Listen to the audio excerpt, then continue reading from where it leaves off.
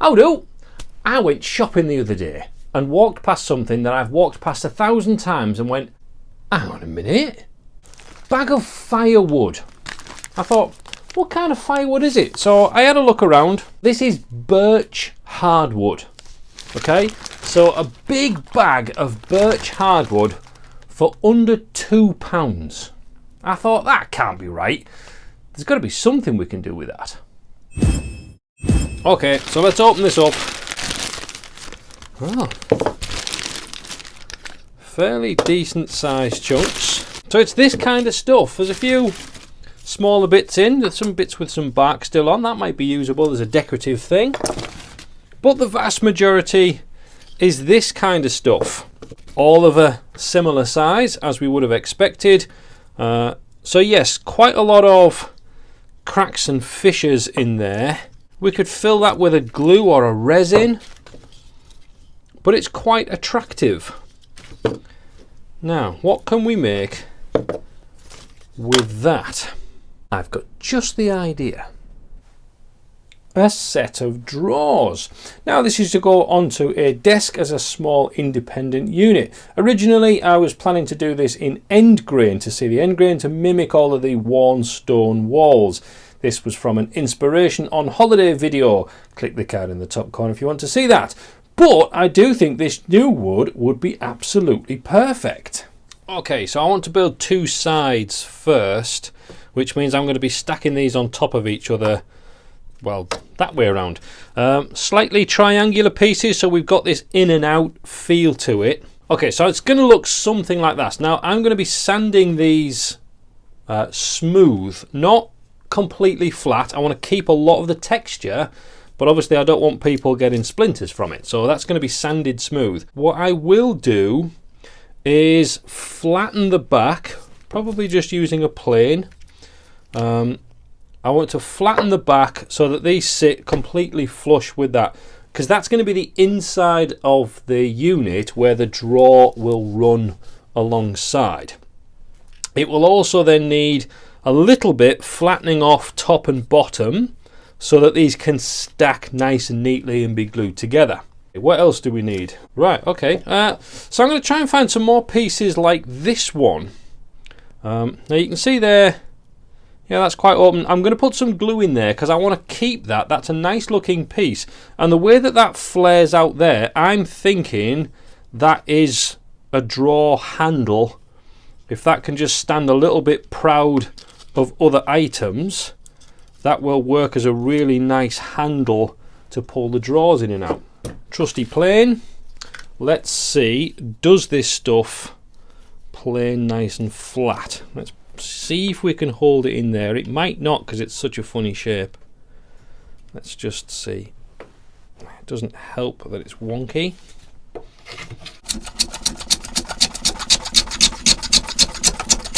Ooh, nice. Right, so that's relatively flat. Looks quite pleasant, but that's going to be the inside.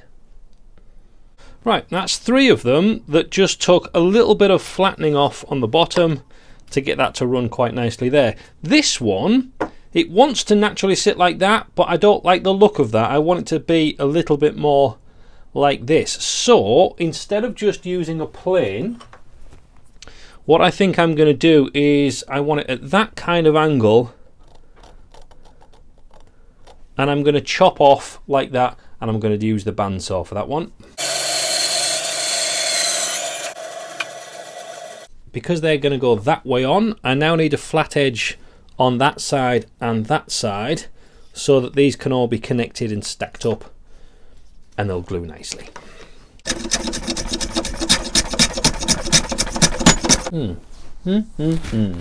Right, straight away I'm going to have a slight change of plan here because some of these appear to fit together rather nicely. So I've put a flat edge on this bottom piece as that's going to sit nicely on the floor, but if you actually look in there, those 2 pieces just seem to fit together so well. Now it's a tiny surface area. You see that in there? Tiny surface area. That's not going to be enough to glue. So what I'm going to do is, instead of using a hand plane and taking lots of bits off, I'm going to use things like rasps and files like this to create just enough surface area for those two pieces to glue together, but keep that fluid motion that's going on in there, because it's the natural look that I really want to keep out of this.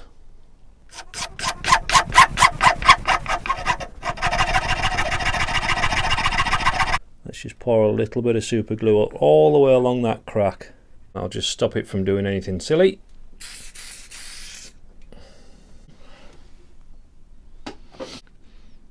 And there we go, a nice fit, which from that side looks really, really nice. I love the way that blends together.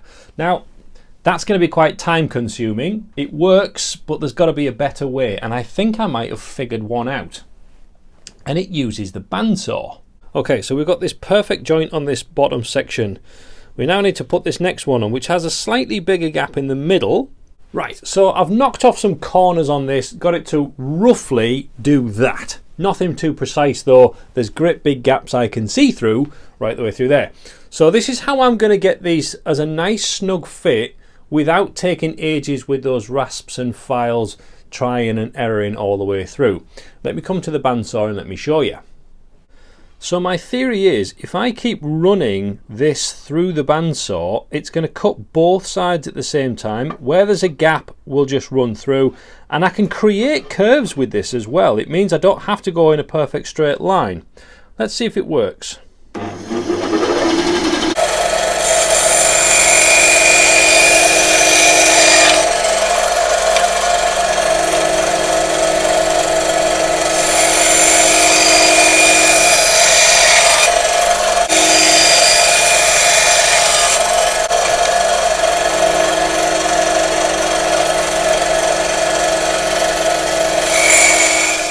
Well, that appears to work.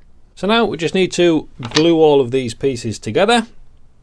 So I'll put it on this flat board here, and I'm going to stick it on some plastic so it doesn't stick to the board. This will easily peel off from wood glue. It's brilliant. So then just kind of putting a bit of glue in each, putting it together, give it a bit of a rub. Job done. Now, I was all set for gluing up when I realised I haven't sanded these pieces down. I'm getting ahead of myself, and to sand it down after that's all been glued would be a bit of a nightmare. So I'm just going to run through, like I said, trying to keep some of this character in here, but just so that it's smooth to the touch and we're not going to pick up any splinters and things as well.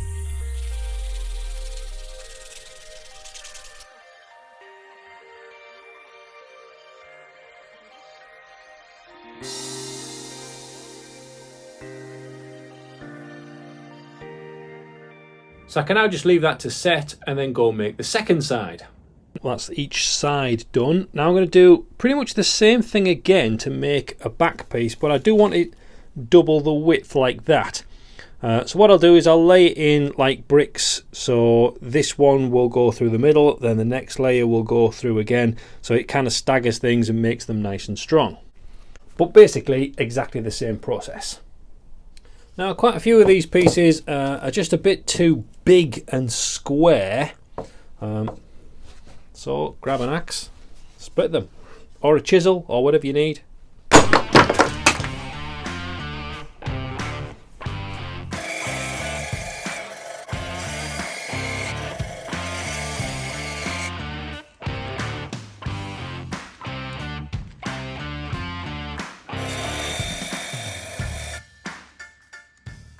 Right, so 3 sides made up, and I really like them. I just love the look of them. I think it's fantastic. Do you know what I also like the look of? I like the look of the back of them as well. These kind of slightly wavy lines that we've managed to do with the bandsaw to get a nice good fit. That's what we're going to have for the top. So I've got to cut these now to a nice size. So we've got a relatively flat base that way on, but they all need trimming to the same height. Once we've done that, I'm going to use some thin plywood for the base, because that's never going to be seen. It's going to have drawers on top and it's going to be sat on the floor, obviously. The top, however, I'm going to make with these pieces. So I'm going to put some thin slices of this. So that's the view that we would have on the top. Joint together like this, almost in this kind of brickwork fashion, but with these slightly wavy joints on here, all smoothed off on the top, I think will look rather spectacular.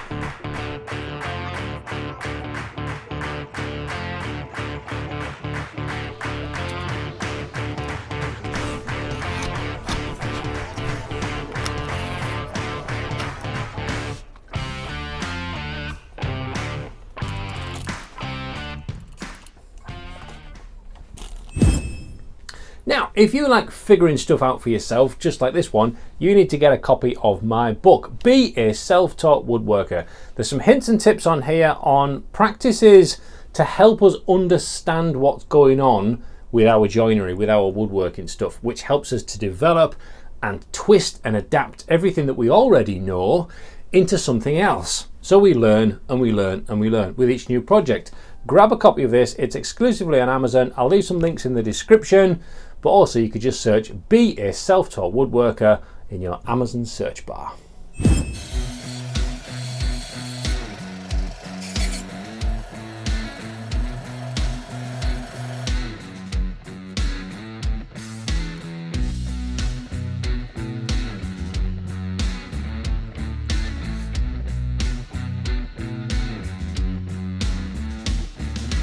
With the top piece dry, I'm then going to scribe off around the edges and inlay it into the top.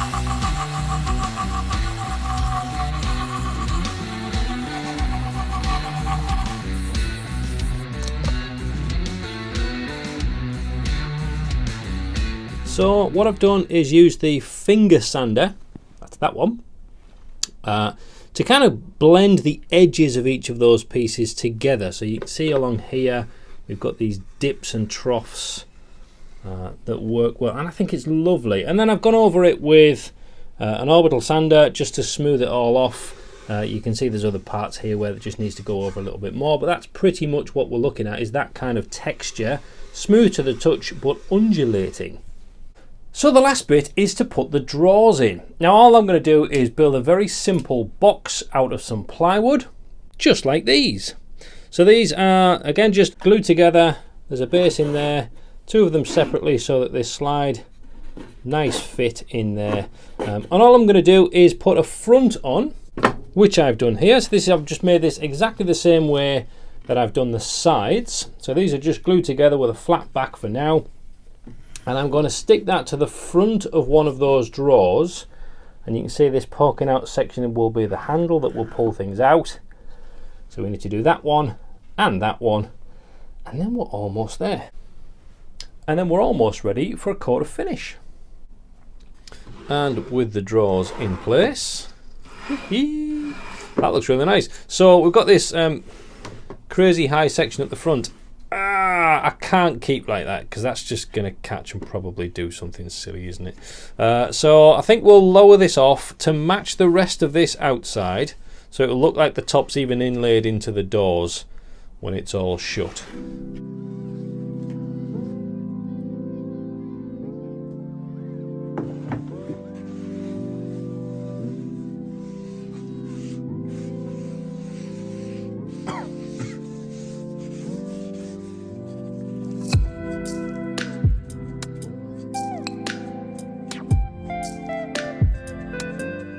And there we go. Isn't that nice?